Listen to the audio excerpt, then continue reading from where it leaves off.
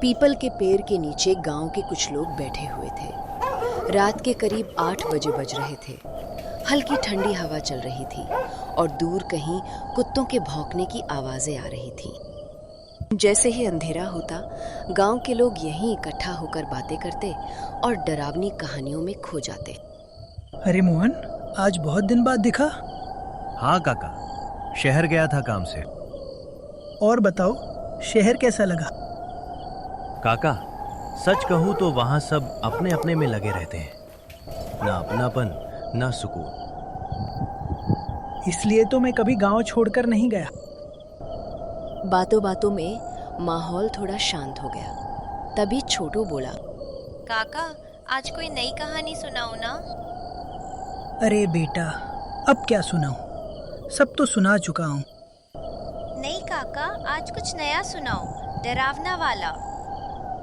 सब हंसने लगे। ठीक है, आज तुम्हें एक सच्ची घटना सुनाता हूँ जो मेरे साथ घटी थी। सभी लोग थोड़ा सिमट कर बैठ गए। मैं उस समय करीब 18 साल का था। एक दिन मुझे पास के गांव जाना था। रात का समय था, पर जरूरी काम था, इसलिए निकल पड़ा। माँ ने बहुत रोका, बेटा रात में मत जा।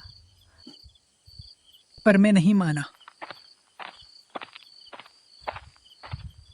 रास्ता जंगल से होकर जाता था और उस दिन अजीब सी खामोशी थी। चलते चलते मुझे ऐसा लगा जैसे कोई मेरे पीछे आ रहा हो। मैंने पीछे मुड़कर देखा, पर कोई नहीं था। मैंने सोचा मेरा वहम होगा। थोड़ी दूर आगे बढ़ा तो एक औरत दिखाई दी, सफ़ेद साड़ी में, बाल खुले हुए। वो रास्ते के किनारे खड़ी थी। मैंने पूछा, माता जी, आप इतनी रात में यहाँ क्या कर रही हैं? वह धीरे से बोली, मुझे रास्ता भटक गया है, क्या तुम मुझे गांव तक छोड़ दोगे? मुझे थोड़ा अजीब लगा, पर मैंने हाँ कर दी। हम दोनों साथ चलने लगे। कुछ देर बाद मुझे महसूस हुआ उसके पैरों की आवाज़ नहीं आ रही थी। मैंने धीरे से नीचे देखा और मेरे होश उड़ गए। उसके पैर उल्टे थे।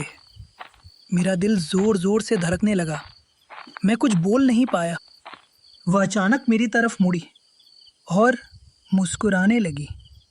उसकी आंखें पूरी काली थीं। मैं डर के मारे भागने लगा। वह मेरे पीछे हंसती हुई दौड़ रही थी। जंगल में सिर्फ उसकी हंसी गूंज रही थी। मैं पूरी ताकत से दौड़ रहा था। तभी मुझे दूर एक मंदिर दिखा। मैं सीधा मंदिर की तरफ भागा। जैसे ही मैं मंदिर के अंदर गया, वह औरत बाहर ही रुक गई और जोर जोर से चिल्लाने लगी। मैंने अंदर बैठकर भगवान का नाम लेना शुरू किया। कुछ देर बाद सब शांत हो गया। जब मैंने बाहर देखा, वो गायब थी। उस दिन के बाद मैंने कभी रात में उस रास्ते से जाना बंद कर दिया। काका चुप हो गए। चारों तरफ सन्नाटा छा गया। काका, वो क्या था?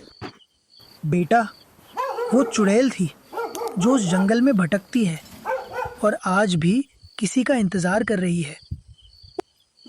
इतना सुनते ही सबके रोंगटे खड़े हो गए और उस रात कोई भी देर तक वहां बैठने की हिम्मत नहीं कर पाया।